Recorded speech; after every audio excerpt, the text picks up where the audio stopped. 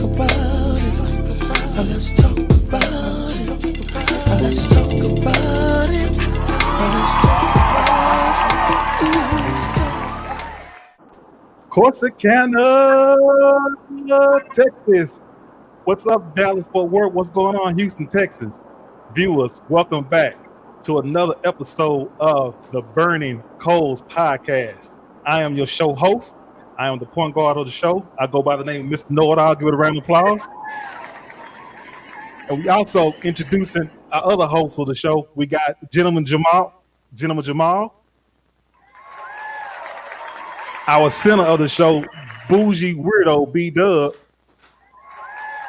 And also, we have the first lady of the Burning Coals podcast, our small forward, educated queen. What's going on, everybody? Tell me something good this afternoon. How are we doing this Tuesday? Living I know one life. thing. I'm sorry. Go ahead, gentlemen. Go ahead, B-Dub. I'm sorry. I interrupted. Nah, I said we're just living life. Yeah, right. Just blessed to be above ground, baby. Blessed to be above ground. Right. But you know what? I cannot disagree with everything you guys said. I feel the same way. Just another day blessed to be above ground, and especially it's Tuesday night as well. Tuesday nights, it seemed like we had a Tuesday night conversations. Man, I'll be looking forward to them. I'll be getting super excited, man. Be out geeked up in the morning, smiling. Like, man, we get to go out here and have a good time, just having a great conversation with each other. So I guess you can call it cheesy or whatever, but oh well, I enjoy it. Hey, Mr. Know-It-All, before we get started, I want to give a shout out to gentleman Jamal. He's on his world tour of Oak Cliff, Pleasant Grove, Dallas, West Dallas, Sad Dallas, Bonton. Yeah, Lancaster, DeSoto, trying to play like he up in South Dakota. Quit playing with us. I did on the Chitlin circuit. He out there on the Chitlin circuit. Yeah, he out there Williams chicken over there with High Walter Williams and stuff.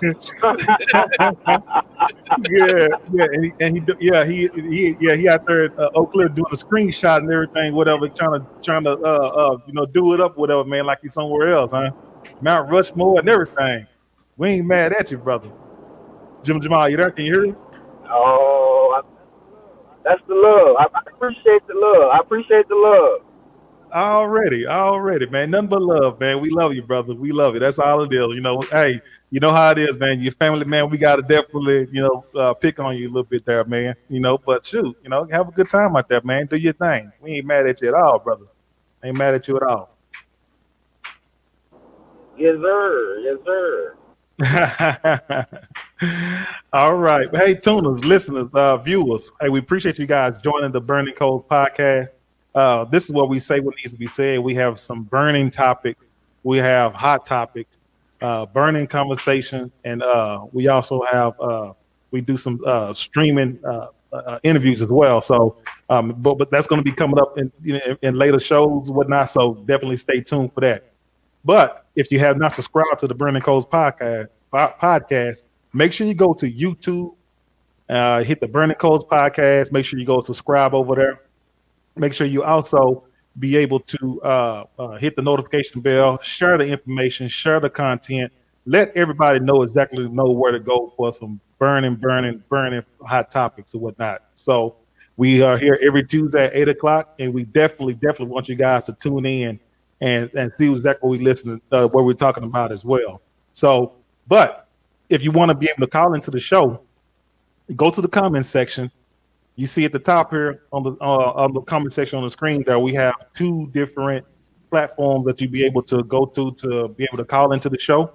We have the Facebook platform. The stream it's on the comment section as well, and also we have the YouTube stream section as well. So if you want to call into the show, we'll definitely bring you into the show. You can ask your questions, say hello, how you doing? Long as it be civil. But if you have to be rude or if you can't be civil, then we have to put you out of the show. And we want to do that because we try to keep this thing as friendly and PG-13 as possible. So we don't want none of that. All right. And if you don't want to come on the show, if you want to go to the comment section, put your comment into the screen, to the screen itself. Hey, we'll bring you on the show. We can read your comments in the comment section as well. and we'll read it there, and we definitely give you a shout out, and so on and so forth or whatever. So, man, we just, we have different ways to be able to interact with everybody on the show. So we're gonna go ahead and bring up the topic of conversation. Here we go. At the bottom, you'll see the scroll. If you want to be able to hit the link as well, so you see that. But here's the topic of conversation for today. Why do we have hate for another in our communities? We've been seeing the out on social media. We've been viewing and we've been seeing a lot of self-hate toward each other in our community. I'm talking about, we've been seeing the number of gun violence is raising up, number of deaths that's going up. We're talking about grown folks all the way to young folks as well. And my question is this. So how do you guys feel about everything that's going on with all this self-hate that's being promoted, not only on social media, but it's also it's pretty much everywhere. So how do you guys feel about that with the self-hate that's going on in our communities? What you guys think about that? Hello? Go ahead, Queen.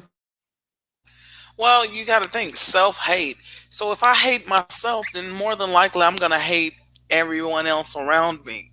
And so a lot of people say, well, that's how we've been conditioned. Yeah, but at some point we have to learn something different. We have to do something different. We have to value one another instead of seeing each other as an enemy, because we're not, we're not the enemy. We're fighting the wrong enemy. And so, if you don't try to, see things through a different lens, then you're gonna hate, and that's where that self-hate comes from. It comes from environment. It comes from it could be even family ties. I mean, all of that stuff is deeply rooted. You know what I'm saying? So that's my 2 cents.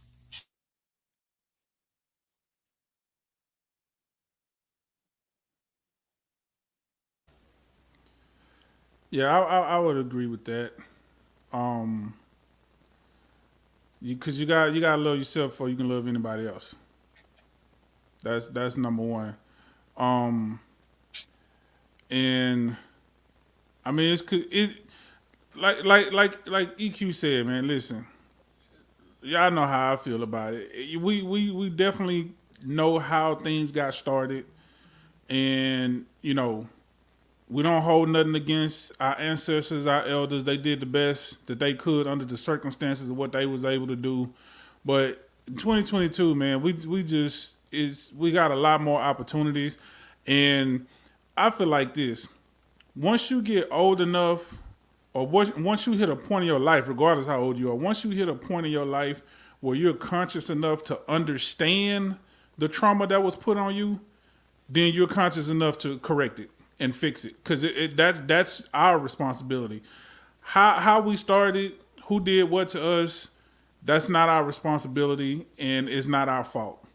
But it is our responsibility at a certain point to start correcting that, and that's where it starts.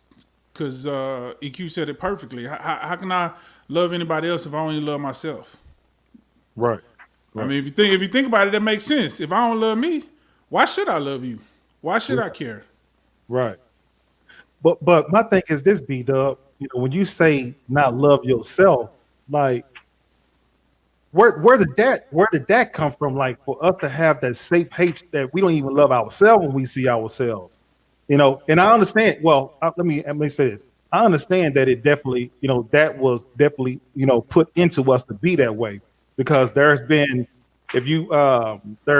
books and everything that's written, like what is the name of that? The Willie Lynch letter. Mm-hmm. Y'all ever read that book before? Mm-hmm. A great book. And they were saying that the Willie Lynch letter was a non-fictional character, but the stuff that's inside that book itself, you can see it is very significant today. And it's stuff like that when they plant those different seeds into us like that, with books and and education and stuff like that or whatever, man, I believe that is a contributing factor to, why we are the way we in, the condition that we in, and why we behave that way towards each other because of things I that mean, that's put into it.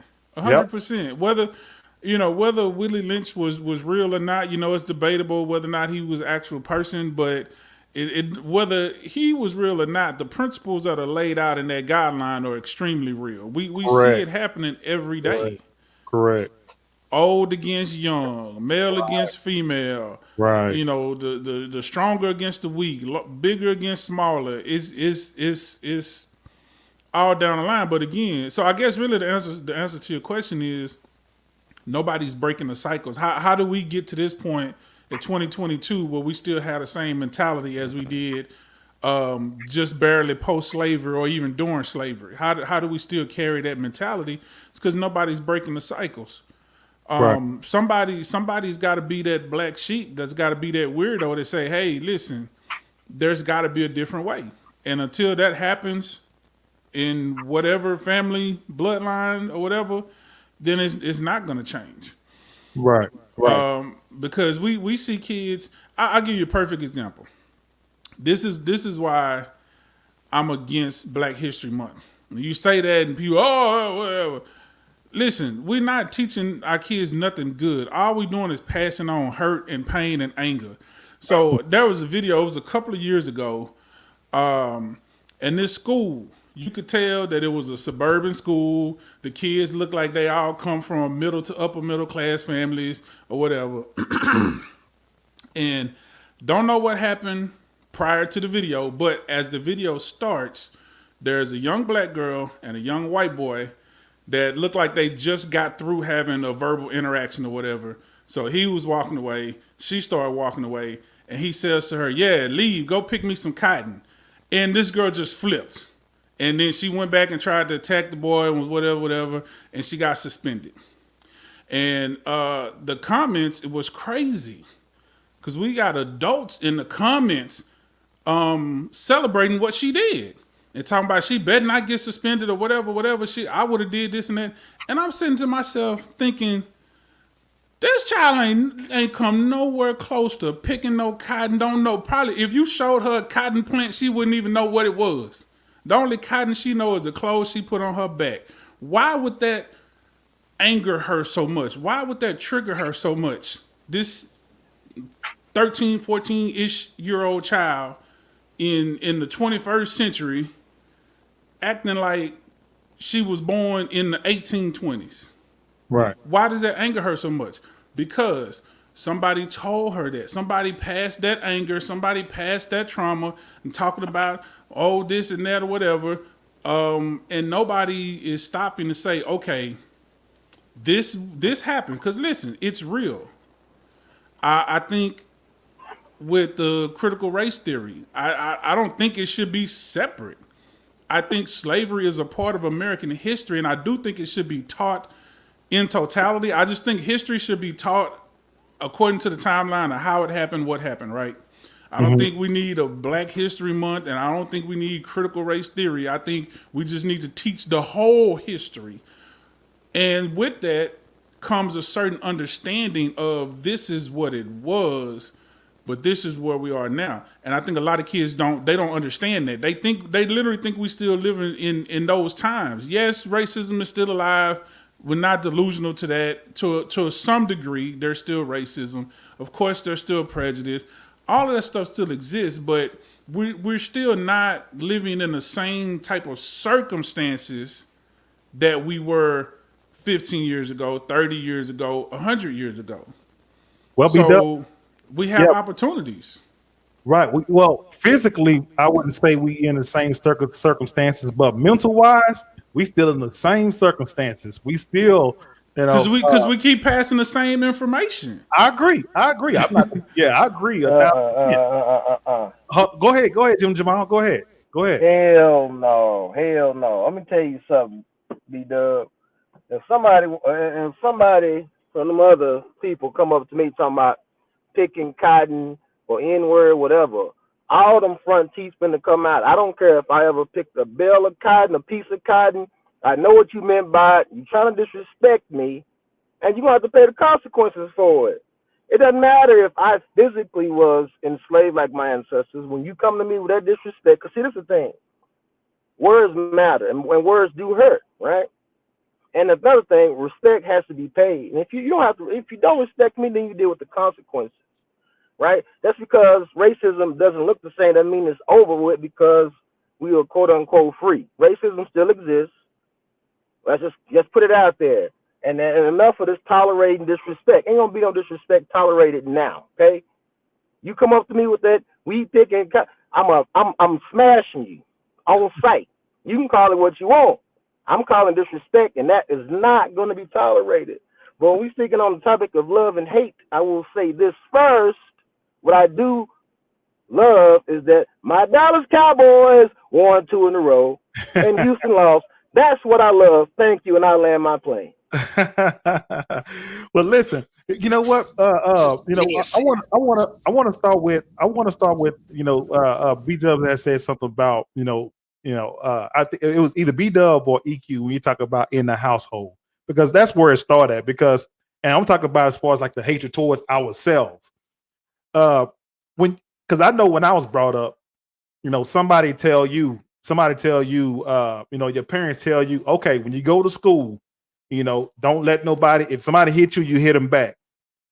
Well, as a child or whatnot, see, you're thinking like, okay, and a lot of our parents, we're telling our kids that towards another black student. Ain't nobody white, because when you go to school, most of the time you go on with people that's in your community, in your circle and so on and so forth, whatever. So when you tell a child at that age, if somebody hit you, you hit them back. You are, to me, it feels like it seems as if you're gearing that type of violence towards somebody that look like you and I. And at the same time, with that type of energy, when you go to school and when you put the energy out there, whatever, man, it's like we're not. How should I say this? Because I'm losing my train of thought about it. What would you suggest somebody do if they run up and hit you upside your head? What you want them to do? I don't care what you look like. You don't think hitting them back is the correct course of action? I'm just asking a question. No. Listen, I'm for defending yourself, but I'm talking about what I'm saying is, yeah, that's different. Yeah, what I'm saying is we as parents, we tell our kids to go and defend yourself. Whatever, most 9 times out of 10, we're talking about defend yourself against somebody that look like you. It don't matter. Yeah, it ain't talking about defending yourself against somebody outside your race, because in our community, we go black, to school with green, purple, blue. You put your hands on me and mine, you knock the hell out of them. I don't care what color you are. I don't care if you black. You come up and hit me, because I don't look for no trouble. But if you black and you hit me, you're gonna get the same toothless return as somebody who's not black. Yeah. But what I was getting around to, so let's say for instance, but we don't tell our kids not to, go to school and clown and instigate or start up a fight. You see what I'm saying? We don't tell them that or whatever, but we, because most of the time when we go and we get ourselves in this situation as kids, it start out, somebody having a disagreement with each other, and the next thing you know, somebody get the best of somebody, and the next thing you know, a fight end up breaking out. But we tell our kids, hey, look, you know what, little Johnny or Nikki, listen, don't let nobody put their hands on you, whatever. But we are feeding that type of that information to defend yourself against somebody that look like us, instead of somebody outside our different race or whatnot. Because again, we go to school with people that look like you or not, and that's where I feel like a lot of that hatred and everything start out with it could be something as small as planting that type of seed into a child, as when it comes to our parents raising our kids. Right. So here I'm gonna add this in there, and then I'm gonna chill. So I'm with Jim and Jamal on that part, right? And you said it too, Mr. Know-It-All. Like, our parents taught us to defend ourselves, and defense don't come with a color grade. Is when if somebody physically harms you, they're no longer this is my mom used to tell me, somebody put their hands on you, they are no longer a child, they are no longer a man, they're no longer a woman, they none of that. They are an attacker. And at that point you defend yourself against the attacker, no matter who it is, right? But like you said, Mr. Nordahl, we don't teach our kids to go instigate. That's a defense mechanism. That's a last resort. But at the same time, we grew up on sticks and stones, right? You know, you're supposed to ignore the words. The words is not supposed to trigger you. And when we fought, there was always an understanding. There was a community. This is the root of the issue. There's no more firm in the community people, and the parents these days are trash. I'm gonna say it, because even if you did fight, even if it did come to hands, okay, now that teacher, that guy in the community, whoever, that mother, they gonna grab y'all up and say, okay, now what are y'all fighting about? Right. Now let's talk it out. Two of my best childhood friends growing up, you know how we started being friends? We had a fight. Yeah. One was picking at the other, and then finally you get tired of it and say, well, let's go. And then you fight it out, and then after that, now you're the best of friends. So Right. what's changed is the parenting has changed. People are not instilling self-worth in their kids anymore. People are putting materialistic values on their kids. Oh, I got to get my baby these shoes so they can be fresh for school and this and that. Like, so then as a child, if you're constantly saying that, so now my value comes from what I'm wearing. So then what happens when you run out of tax money or you lose your job or something unfortunate happens and you can't buy all of this stuff? Now the child feels bad because now you got to go to school wearing old stuff and the kids talking about you and this and that. So it comes from the parenting. But So you're saying it's about image, huh? nowadays a lot of it is about it's what do I have? Right. Oh, because think about it. You could tell somebody, EQ, a guy could come up to you and shoot his shot, and you just not feeling him. There's nothing against him. You just not feeling him. You say, nah, boo boo, not feeling you. And then what he'll say, girl, I drive a Benz. Girl, I got. So what does that mean? I don't care. You're not the one for me. So he got a bigger bill than me. That's what that means. Exactly. But we put so much we put so much of our self-worth in material things and in labels and titles and stuff like that. And cause somebody asked me at my job. I'm gonna give y'all a true scenario. You ain't got no job. Hey man, listen, I work with Tommy. Stop. So there's a guy who title wise leapfrogged me, right? But I make more money than him. But people know that I'm better for that job than him. And somebody asked, they like, they don't upset you that they gave it to this person? They're like, you should have had it. And I'm like, no, because I know what he make. I don't care about the title. I want the money. The money is what matters. The money is what pays my bills, not the title.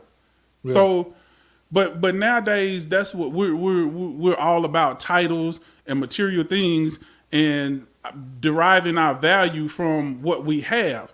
So when you don't have now, that's why you got so many people depressed and on drugs and addicted to these different things, or self-deleting themselves because they feel a certain type of way because they're having a hard time and they don't have all of these things that we're allegedly supposed to have that makes us valuable, when the value comes from you as a person.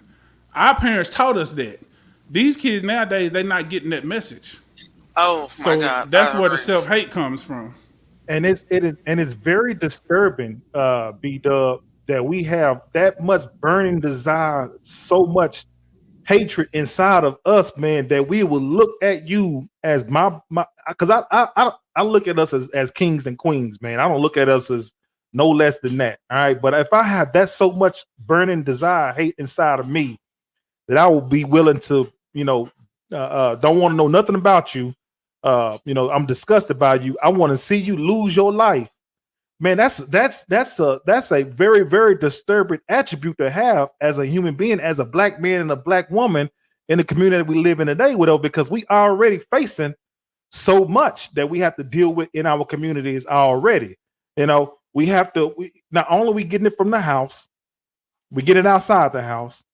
Hatred, and we're just talking about people out, not only just in our race, but on the outside. Other different races hate you. All right, and we're talking about not only at it's at the job, away from the job, wherever you go, at the growth, wherever you go, it's like it's we're in this dome of hate. But it's more disturbing to me just to see that fact that I'm willing to hate my brother, my sister that much that I want to see them lose their life, lose they way they take care of themselves, and just see them just completely fall apart. That's a horrible trait to have, and it's sad that we that condition like that. When it comes to, about ourselves, I hate to see it. Go ahead, EQ. I'm sorry. Go ahead. Y'all know what's really sad? I see fifth and sixth grade little girls. I watch little girls during lunch duty, and I just this morning, to be exact, there's a group of little girls. You can tell they messy. You can tell by the attitudes and the conversation they were having. So of course the pretty little girls come by, and they always had something to say every time the pretty little girls walk by or whatever. And y'all, it's bad that it's so deeply rooted that it's rooted in our children.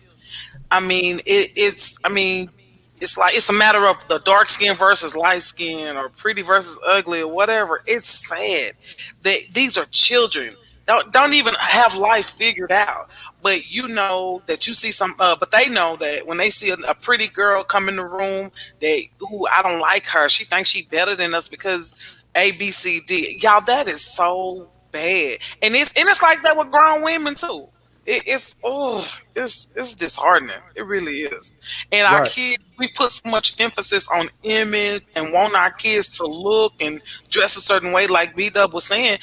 But the thing of it is, when it boils down to the academics and everything else, our kids are missing it. They are missing it. And what's even worse is other kids are looking at our kids fall further and further behind. It's crazy, y'all. Right. Now we got some comments in the comment section here. Monique Smith, we're gonna go ahead and read it. Monique Smith says, "Hi, Minnie Pam," and she also said, "Come on, Mr. Kid, don't be PC. Tell it like it is." Yeah, with this type of discussion like this, we want to make sure that we say what we have to say, but we want to make sure that we clean it up. And at that moment when I was trying to say what I needed to say, I was having some other thoughts, and I tried to make sure I cleaned it up. No, say it. Say it. And we have Talk your talk. Facebook user says, Scared. yes. That's right, hey, that's right, gentleman Jamal. He's scared. Yeah. Hey, if you scared, go to church. So she says, the Facebook user says, so the question is, what do we do to change the mindset? Or better yet, what are we doing to change the narrative of the way things are? That's a great question, Facebook user. So that we're gonna answer that question. So what the question is, what do we do to change the mindset? What do we do to change the mindset? Again, it starts with self and just believing. And you know what's so crazy? We live in such a everybody's great, everybody's wonderful type of society now. Everybody gets a trophy. It's really kind of mind blowing that people have such a hard time changing their mindset about this particular thing, right? Because a black dude who's 5'2" and 200 pounds can be like, I want to go to the NBA, and you be like, bro, you 5'2", 200, you're not going to the NBA, and people will jump all over you and like, you don't know that. What about Spud Webb? It happens before, and you can't tell people what they can't do. They can do whatever they want to do. No, everybody can't. But when you tell a person like, hey man, listen, you don't have to follow these stereotypes and live under these systemic oppressive guidelines in 2022. Like it's still tough, no doubt, but it's doable. You can get beyond that and change, and people don't want to hear that. Cause they be trying to do this and I be like, who is they? is you. It's not that. That's the problem. We think everything is they. Instead of looking in the mirror saying it's us. I got to do something different. I got to believe in myself that I can be different and start taking the steps. And once you do that, and it takes time. It's not going to happen overnight. That's the other thing too. We got to be clear about that. It's not going to change overnight, but if we change ourselves and just start the process within our family and anybody that's around us, then and if more people start doing that, eventually we're gonna get there. I think we talked about it. I can't remember what show it was, but it's like wealth is lost within 3 generations. But I also read something that said generational wealth can be created within 3 generations as well. So it's all about changing the mindset within first, and then working your way out to your family and your circle, and just doing the best you can. I want to answer that question. I want to answer that question, Jim Jamal. She says, the question is, what do we do to change the mindset? I would say, what do you set your mind on? All right, what do you set your mind on? Are you set your mind on this illusion of what the perspective of what life is supposed to look like from somebody else's set of eyes, or are you focusing on something that's going to be helpful and beneficial towards you, so that way that you can feel great about yourself or whatever. So what you got your mindset? What are you setting your mind on? Because if you set your mind on some foolishness or things that's not going to be helpful or beneficial towards you and everybody in your surroundings, then that can be a big detriment to yourself and to everybody as well or whatever. So I would say, what do you set your mind on? That's what I would say to answer that question. Go ahead, General Jamal. A couple things. I agree with the homie B-Dub on one thing. We shouldn't have a Black History Month. It should be Black History 365 because we run the culture. We are the culture of this country. We are literally the soil of this country. We don't even know immigrants here. So we definitely, I think once we see the value in ourselves, we'll see the value in the guy and the gal to the right and to the left of you. Right. And it always go back to code, right? I always say this every show. We are not on code. We don't stay on code, right? We don't have to have no meeting. We don't have to have a leader per se. Days gone of Martin, Malcolm, and the like. That doesn't mean we don't have activists who are stepping to the forefront and doing things, but we don't need one individual leader because guess what? As we've seen, if you have that one leader, they take them out, they discredit them, they'll do all kind of things against. We just need to be on code. Another thing, I agree, it starts with the parents. And I say this every show when we're talking about education, XYZ, ABC, it starts at home. We got to stop looking for these external systems to raise our children and to fix our own problems. We have to fix our own. Ain't nobody coming to save us. We have no allies. Once you realize that, and like you said, community, somebody brought up community. We have no communities. We have neighborhoods. We have whatever. We don't have any communities where we're looking out for each other. Mm-hmm. You can't leave your doors unlocked. Nope. You can't leave your kids out because, when I even a place, even in Oak Cliff, we looked out for each other, right? And it wasn't nothing for another adult to tell you was out of line. Nowadays, somebody want to fight. You can't tell my kid what to do. Well, somebody needs to because obviously you're not. And again, it's a word called accountability. We don't take accountability for our own problems. And there's several reasons why we're in this predicament. Like I said, we didn't cause the situation ourselves, but now we have to start being more goal-oriented, more solution-oriented, and say, how are we going to get ourselves up out of this mess? And again, I think a lot of problems start at home. And a lot of people listening, yes, you are trash parents. If your kids are a lot of y'all, sometimes, kids get away from the house, they're going to do whatever they want to do, they're going to act up, I get it. But a lot of times, it's just because they know they don't have no consequences to their actions when they get at that house. When I was in school, I was always more afraid of what would happen at home and less afraid of what the school was going to do to me. Mm-hmm. So, Yep. Stay black, stay proud. Love y'all. Yep. I think one of the biggest problems we have in our community too, we have to understand sometimes the worst enemy is our inner me. And until we address and deal with that inner me factor, um, this cycle continues. But it's like I said, it's embedded in us so deeply that it affects our offspring.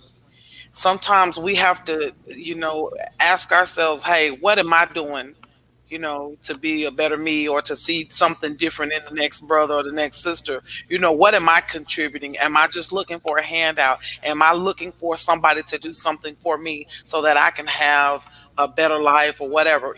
Deal with the inner me, deal with the inner issues, deal with the past hurt, deal with the childhood, anger or whatever. We got to deal with those things from the inside of us. We can't change a narrative until we deal with us. Right. So, and then once you start working on those things internally, then you're able to change your mind and your heart, and then you can see things from a totally different perspective. And Right. I agree, these things do stem from the home and they Right. flow out into the community and to society or whatever else. You know what, EQ? That's the reason why I said, when I answered the question about, she said, "What do you do to change the mindset?" And I said, "What you set your mind on is because, I've been looking on social media. All right, and I'm not gonna name no names, and I'm not gonna put it out there, whatever. But I did invite them to come to the show and watch the show itself. And what I mean by what you set your mind on, there's this Facebook drama with a bunch of women. I'm talking about grown women. We talking about 30-plus-year-old women. All right. I And promise I'm not in it. I'm not in it. I just want to put that out there. I don't do Facebook.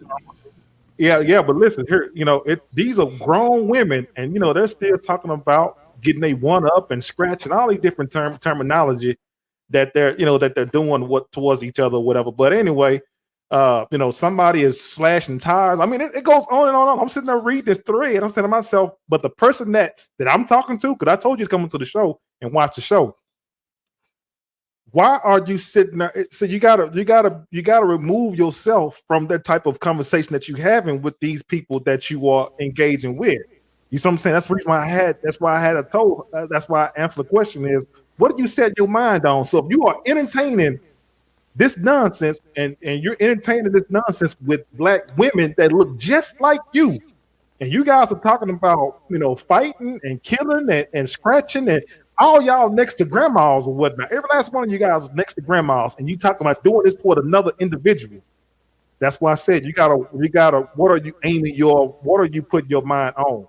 Are you putting your mind on something that's very not productive as this type of drama on social media? Because social media, it's like a cesspool of nothing but drama on there. Or are you putting yourself in a position to make a move that's going to be productive for you and your family, for yourself, and leave that mess alone, whatever, because you can easily remove yourself from that. But sometimes we're in a position right now, and like B Dub said earlier, when you talk about your image, or you want to be this, I'm still in the street type of mentality, and so on and so forth, whatever, but you're doing that towards somebody that looks just like you. So where do you put your energy at? Where do you put your mind?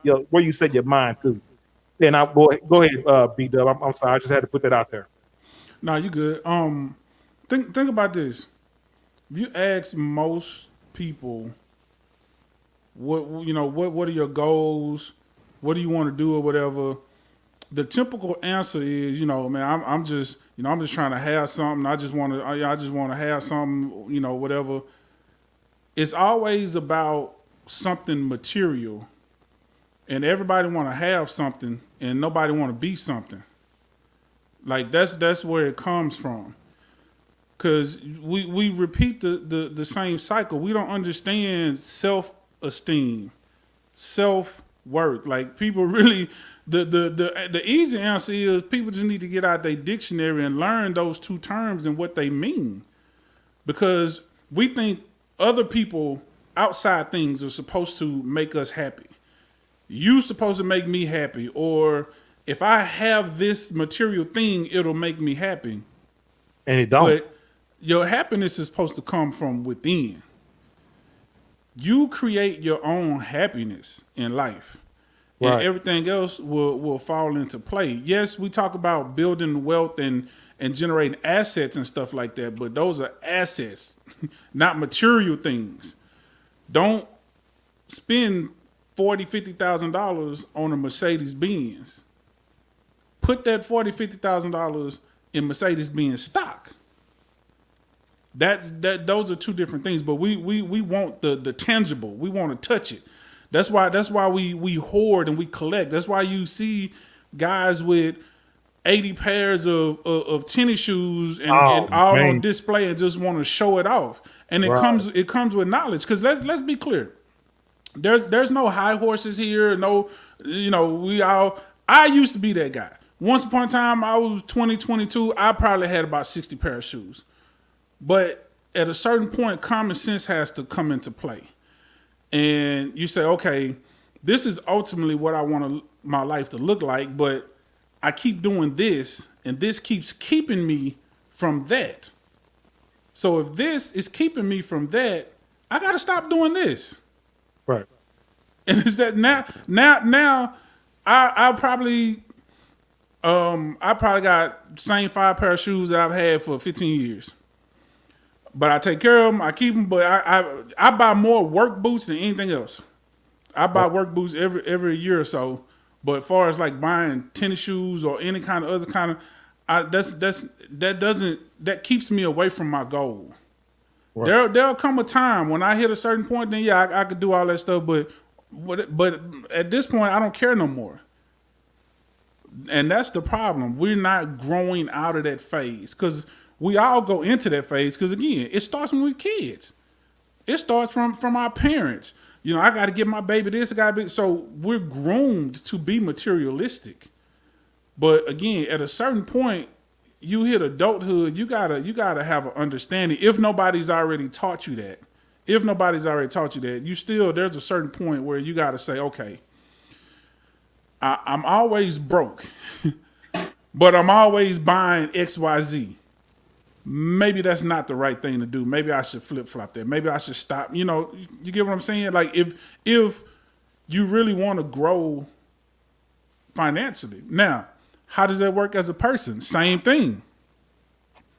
I'm this type of person. I keep getting this type of result in life. Okay, maybe I need to change that. Maybe I need to elevate and grow and learn more, whatever. Like you have to work on yourself. That's it. You have to work on yourself. And we're not doing that because we think that outside stuff is supposed to make us better.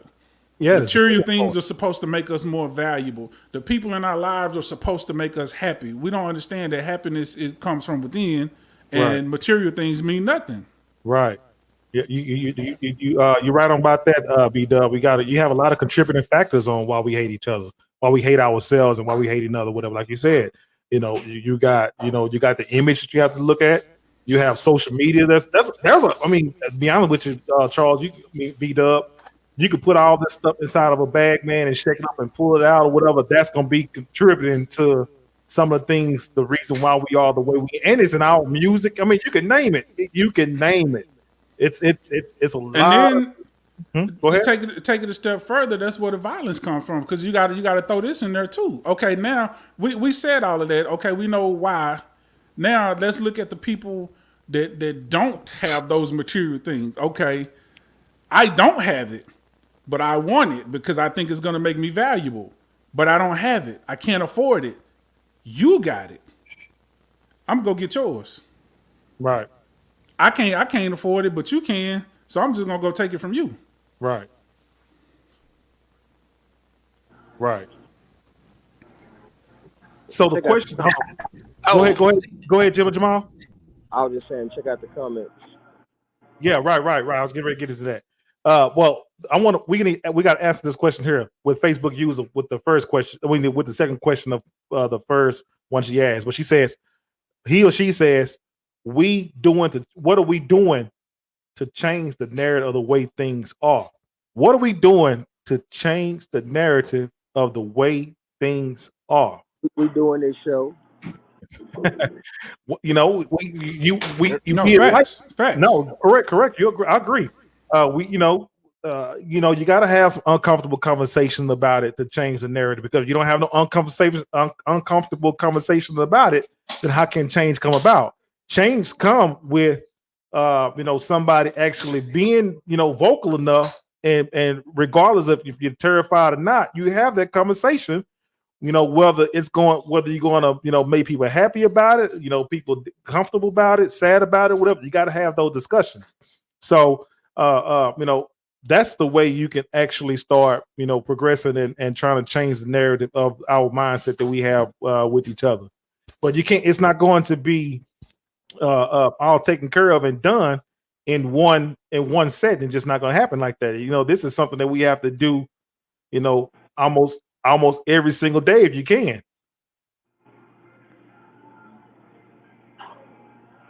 Go ahead. No, I was just saying that's like this is the conversation start, actions have to follow. Or they say change behavior is the ultimate determination of you know if anything happens, anything positive happens, and it shows it's just part of it, right? Everybody's responsible for doing this. We have no more leaders. Everybody needs to do their part. So do you guys when you talk about leaders of the community, do you guys believe that leaders are given to you? they can be. I agree. Something they can send you some puppet leaders in here. We all know how puppet leaders get down and come in there and sabotage. So you got to be careful of the puppet leaders. Passes. Oops, did I say that? My bad. just fueling the fire. There you go. There you go. Right. Facebook user asked this question here. She says, he or she says, do you all believe that the biggest problem is that we have an identity problem? We agree that there's an identity problem, because and then she says, like he or she says, like, do we truly understand and know who we are and the power we truly have? And that's a contributing factor as well with that question you just asked, Facebook user. I agree that we do have an identity problem, and we don't know who we are, and we don't understand the true power that we have. Because if we did, a lot of things inside this world, the way this world operate, because at the end of the day, we are a special group of people. We are. If you don't understand that, then you will definitely see that. If you read throughout the history, whatever, we were able to withstand a whole lot of stuff. And even though the world and everything is against us, and we've been the underdog for so long, it takes a special, unique individual, special person to be able to overcome those different circumstances that's been given towards us, and that's been put into our lap since birth. You see what I'm saying? A lot of different people can't handle being the underdog like that, and coming from the grassroots level, and then coming out of it, coming through the ghettos and having your back against the wall with stepping outside your home, and you got everything that's on you. A lot of different races can't handle that. That's why I say we are a special group of people. We're very talented. We're very, very knowledgeable. But to answer that question, yes, that's the biggest problem that we have with each other. We do have an identity problem. We don't know who we truly are, and we don't realize the power that we possess. Because if we did, we would definitely, move a certain kind of way. And the way we're moving right now, it's not it. That's why we're gonna continue to always be last and stepped on, because of the knowledge that we do or don't have. And if we do have the knowledge about who we are, sometimes we get afraid to be able to talk about it, because we're afraid of the backlash that we may or may not get from it. So it's a whole lot of things that can actually be a factor and a contributing factor in the question that you just asked there. Go ahead, EQ, like you got something to say. It's about that time. Time to go to bed. No, well, first of all, if you know who you are, you'll be able to tap into that power that you possess, and like you said, to move different. I do believe we have an identity problem. We don't know. A lot of people don't know who they are, and sadly they try to figure out or try to be, people that they're not, or that they try to put on this facade, with material things like we said earlier, or trying to impress people, but not being true to themselves and figuring out, who am I? What do I stand for? What do I believe? And then how do I make my life and other people's lives better because I'm being true to who I really am? And then, tapping into that power. First of all, we'll never know our power until we tap into it. You know what I'm saying? So that's just my 2 cents. Right, right. BW, good? Yeah, no, I'm over here on this Quavo, So Sitting sideways, okay? um I think it's a combination of things that go along with that. I think it's an identity problem, but I also think it's just a lack of understanding about life. We just because we what I mean, and I say this all the time. We've been brainwashed into believing that certain things aren't for us. Like that's I think that's the biggest hurdle for us right there is this white, black, other, like, black people don't do this or black people not whatever. That's white people stuff. Like certain things just are. It's just life stuff. It's universal. And if you learn how to navigate those things, you will do better in life. But if you're telling yourself, well, that's not for me or that's not our culture or whatever, we don't do this, we don't do that, then you're going to miss out on that opportunity for growth in whatever particular area, whether it's emotional, spiritual, financial, whatever. So I think that does tie into having an identity problem because we forget that we're humans first before anything else. And we don't treat ourselves like humans. We don't treat each other like humans. We see each other. A lot of us see each other the way that our enemy sees us, because that's what we've been brainwashed to believe. That's just like I just watched a video today. Matter of fact, and they showed these people. One of them was a picture of a Sikh guy. He's like a model for Gap, but he's a Sikh, so he had the head wrap on and everything, had the big beard. And the other picture was Jeffrey Dahmer, and they was asking various different people like, who are you more likely to trust based on these pictures? And of course they said Jeffrey Dahmer. Oh, he's clean cut, he looks nice or whatever. And everybody was dancing around what they really wanted to say, except one lady. She was honest. She was like, well, he looks like he's Muslim, so I might not be able to understand him or whatever. I probably wouldn't be comfortable around him. I'd be more comfortable around the other guy. And this dude is literally like just a everyday model for Gap and fashion lines, and the other dude is a freaking serial killer. So it just goes to show how our minds play tricks on us, and we already know how that go with black people. If it was a black dude on the picture, they'd be like, So yes, we do have an identity problem. I also think we have we need a better understanding of life and just how life works in general from a human standpoint. Before we even talk about from a ethnic or racial standpoint. And no, I don't think we understand the power that we truly have. It's like you pointed out earlier, like we've had everything but the kitchen sink thrown at us, and we still here. Right. And that says a lot. So that just goes to show you that they understand our power. We don't understand it. Right. They know what we don't know. That's why they do what they do. Amen. You get what I'm saying? Amen. So yeah, if we understood that, we would be in a much better place. Right. And we gotta have more conversations. Even beyond this podcast, we gotta have personal conversations with as many people as possible. To go back to the question earlier, what can we do to help change it? Is conversations, but like Jim and Jamal said, also an action plan. Right. We can't just fall into the habit of lip service and just talking. We got to have action plans. Right, absolutely. Hey, thank you all again for joining the Burning Coals podcast. Listen, make sure you go to Facebook, YouTube, subscribe on YouTube as well. Hit that notification bell, subscribe to us. Hit the notification bell, hit the share button as well, and share the information with a friend, foe, and a neighbor. Let them know exactly where to go for nice fire content. We got Total Control. Total Control. Thank you for joining the show and tuning in as well. Total Control says, and a lot of the identity issues are passed down. Yep. If we loved ourselves, we would love each other. But since we are the most hated by other races, we bandwagon and hate our own community. Those are facts, and we had that discussion just not too long ago. We just said Yeah. that.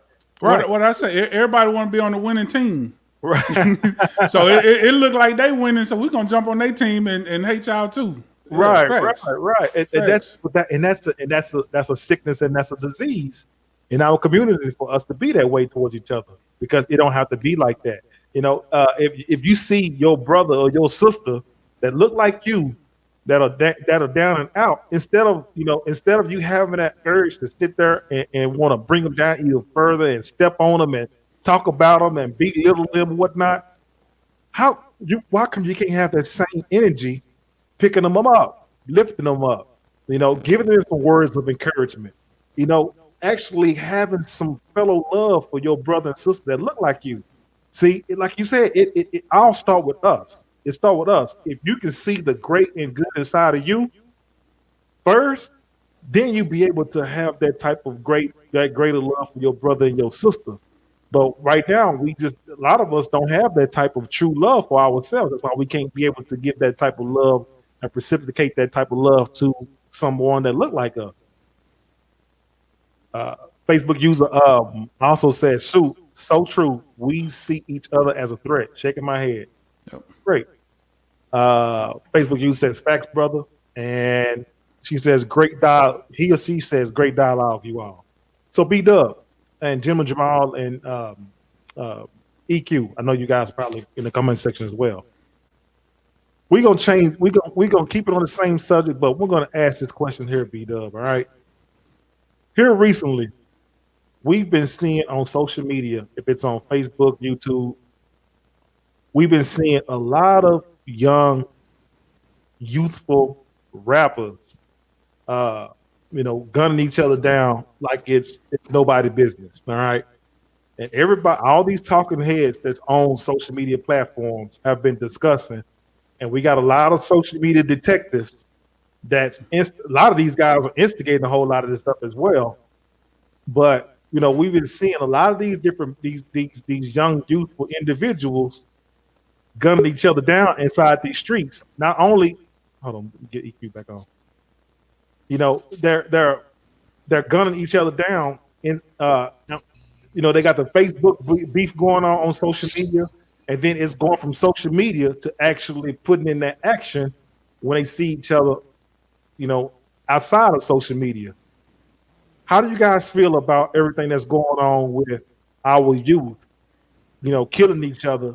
And then when they kill each other, a lot of these guys are going back, putting the type of, putting that the way they kill that person inside their lyrics being so super disrespectful. I've seen a lot of that's going on YouTube. That must be a new thing because I've never seen it get to the point to where it's this bad, to where you take somebody's life and then you put the details of that person being gunned down inside your rap music. What does that come from? Because that's something new to me. How do you guys feel about that? All right, so I'm this is probably gonna be a little winded, but I'm gonna try to make it as short as possible. What it is we're seeing the full circle of our generation's loss of morals and integrity. We talked about it a couple of shows ago. So when we was kids, rap, hip hop, whatever, it started as party music and educational music, and then it turned political, and then it turned street, right? Mm-hmm. But we knew better. We was taught better. It was just music. It never influenced us to do any type of thing. Well, by the time our generation started having kids, the music got more dangerous. it wasn't the same. It wasn't the 90s no more, the 80s and 90s. It wasn't the early 2000s anymore. The music became very, very hateful and self-destructive. And we used to laugh at rappers for talking, about, oh, I'll do this, I'll shoot him up. It was like, bro, you graduated college. Shut the hell up. You ain't shooting nobody. But when the money started getting good, record labels, who own the record labels? I don't give a care. People can brag about having their own record label. They don't. Any rapper telling you they got their own record label, they don't. They don't. That's right. Because there's somebody above them that's distributing the music that has ultimate control. Right. And they realize, hey, we get these guys money, we can control what they say and what happens. So now we make fun of rappers for rapping about stuff that they're not really doing. Well, these kids coming up, they don't get that. They think it's real. Because they're in the streets. Most of the rappers that rap nowadays never came nowhere close to no streets. We talking about suburban kids, middle class kids that just understand the money that's involved, and they do it and they go make the money off of it. But the kids that's actually in the streets, that's in these impoverished neighborhoods, that's living under these circumstances, that's listening to it, they think it's really real. And they think it's a way out. Like rap has literally become almost like a regular job. Like we talk about, oh, you can be a doctor, a lawyer, whatever. It's like you can be a rapper. Like it's just so easy. So you have young, lost youth, men, a couple of women, young girls here and there, but we talking about mostly young boys, let's be clear, who have no self-identity, as we already said, have no self-esteem, no self-love, but they got a gun and a dream to be a rapper. And if you talking about me, now I got to go do something about it. And then now I got to go make a song about it. Like we popularize it. There's some kids out of Florida that did a song, and I'm not going to repeat it because I don't want to give it that kind of energy, but they did a song talking about some kids from a rival gang that got killed, giving details, just like you said, giving details, and their moms have to keep reliving it. But that video has millions of views. They're literally making money off of it. So you have other young kids, 13, 14, 15, 16 years old, who's going to do the same thing. Like, oh, it worked for him. He do it. I do it too. It's a vicious cycle. And it's deeply saddening. We need to do something about it. We need to we need men to come back. we need men to come back, and we need women to calm down. That's what we need. Let the men be the men. And fellas, we need to get back into the community because your boys are lost. They need you. Right. They need us. Right. And like you said, B-Dub, a lot of this, social media raising our kids. Social media raising our kids. The rap industry raising our kids.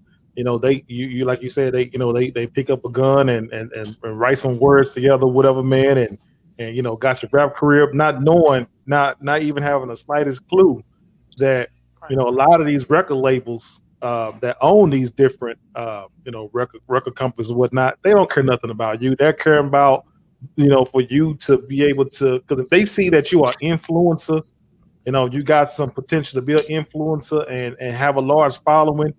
Oh man, they're gonna put all this poison in you for that way you can be able to continue to keep the cycle going on with destroying ourselves, destroying yourselves, and destroying people that look like you and I.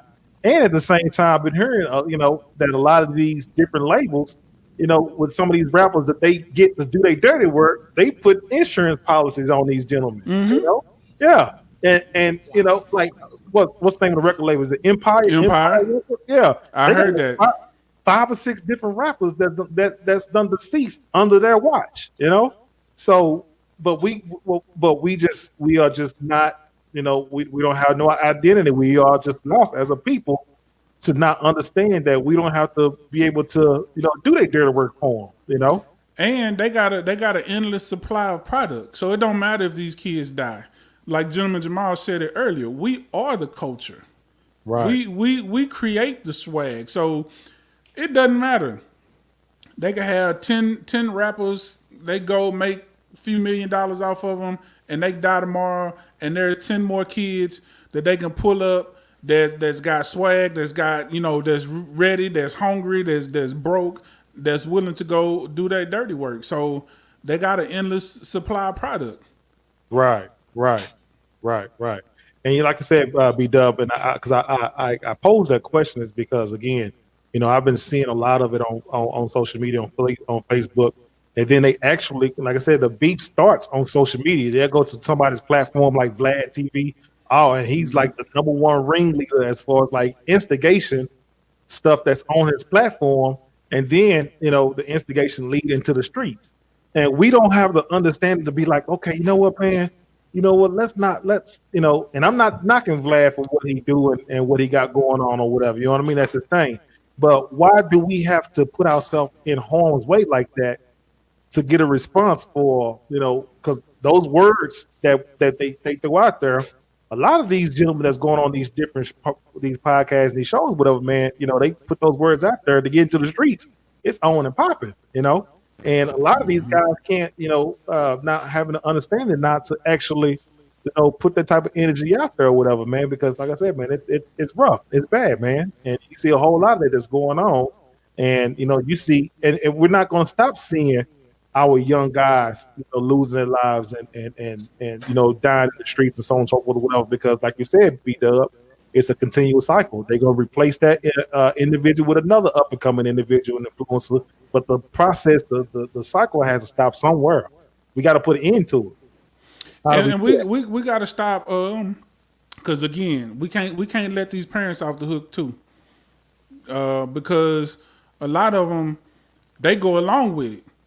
We want to do the interviews that, man, my son, he was a good kid, he was, he loved his daddy, loved his mama, whatever. But that your child is out here making videos with a gang of kids holding guns, pointing guns in the air and talking about killing each other. That they're doing this, but because they paying your rent now, it's okay. But then when they die, now all of a sudden it's sad. So, that's the other part too. Like, there's so much to it. It's so many facets to the issue, and there's so many different things that we need to do to come to a solution. But it is doable. But we gotta stand up. The adults gotta stand up and become adults again.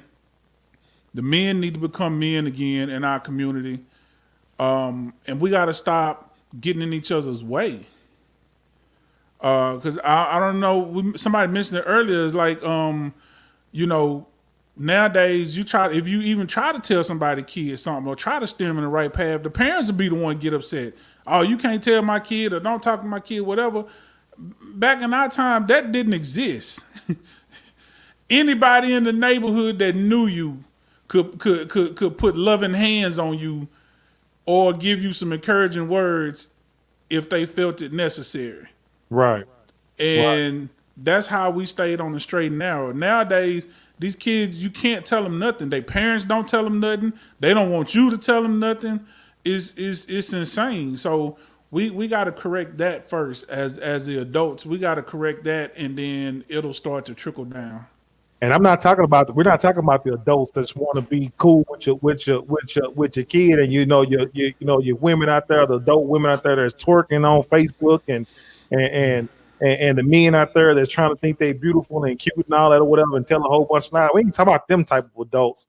No, we talking about some responsible adults that's about their business, taking care of their family and not about all that foolishness and they got a different set. They got they have their mind set on something totally different and whatnot. Not no foolishness, nothing like that. That's the type of adults we're talking about. Because I don't know about you, whatever, man, but you look on Facebook, you always see some grandma or some adult on there, showing they behind and doing everything up under the sun or whatnot. So we ain't talking about them kind. Total Control. She sends a video. Message saying facts. Sauce Walker killed someone recently for trying to take his chain. And a Yeah. lot of the comments stated he got a free body, like it's cool to kill. And it's sad. This is the type of behavior that we're talking about. It's sad that happens, with talking about a body to kill and all that, and he got a free body. That's nothing about that. That's a good thing to do, or a good thing to say when you talk about got a free body. That's goofy to me. Very. Yeah, there's nothing cool about that at all. And then Total Control also says we have to bring value back to life. It's not about money, power, fame. We need to pay attention to the bigger picture. I agree. Facts. We agree with that. Facts. Barbara Sims said, I agree, total control. And Monique Smith says, not just a neighborhood, in the grocery store, anyone can put loving hands on you. Boy, I know your mama done taught you better. Right. But we're gonna go ahead and get ready to close the show out. And we want to thank you all for actually joining the show on the Brandon Coast podcast. We appreciate the views and the comments that's put into the comment section here. And we thank you guys for the love and support as well. Check us out every Tuesday at 8 o'clock. Tuesday at 8 o'clock Central Standard Time. We're going to do a part 2 to this part 1 show of the Why Do We Hate Each Other? And we're definitely going to touch on some more different facts and bring some more facts out about this particular subject, whatnot. So, B-Dub, you got anything you want to say in closing, my brother? Facebook user, I want to see you next week because we're going to answer your second question. We're going to talk about some solutions next week. Right. EQ, you got anything? Hey, I love y'all. And for those of you who are watching and listening to us, thank you so much for your support. Thank you for liking, sharing, and subscribing to our podcast. That means a lot. Thank you for the comments. Hello, Miss Barbara Sims. How you doing? I love you. But if your husband don't leave me alone about those cowgirls, I'm going to hurt him. Anyway. Hey, G-Bird, I want my quarters back. No, for real, though, for all of those of you in the comments, thank you. Monique, shout out to you. Thank you for your support every week. We really appreciate it. And shout out to y'all, fellas, just for being the awesome kings that you are. Y'all know me. When I get quiet, I start getting sleepy. But I'm here. First lady gonna be here because I'm totally bought into. Okay, I won't hurt him. I'm totally bought into this podcast, and I just want to encourage all of us. We got to learn how to love each other, love ourselves, and love each other, and do better. As a people, because we are, I believe, we are the most powerful people on earth. We are so creative. We're brilliant. We have so many ideas. We've just been, blessed to have so much power that we have to tap into that power that we've gotten from the good Lord above. And so, anyway, I love y'all and thank y'all so much, everybody, just for being supportive to this podcast. Yeah. Right. And one more thing. Yeah. We are about 2 weeks away from the greatest day of the year, so I want everybody to get out your minks, your foxes, your rabbits, whatever fur you got, because on October 14th, oh yeah, we going all the way live, baby. And the Brandon Coles give you the bag moment. We're gonna definitely say, listen, everybody, we are some very special people. We and we have to do better, but we have to hold ourselves accountable, and it starts with us first. We have to start with us first. Love yourself before you can love anybody else, okay? So that's the Brandon Coles give you the bag moment. Now that you got the bag, what you gonna do with it? We will definitely see you again. I am Mr. Know-It-All, Bougie Weirdo, Educated Queen, and Gentleman Jamal. We say thank you. We love you guys. See you next Tuesday on the Brandon Coles podcast for part number 2. We love you guys, and we are out. We love you guys. Have a good night.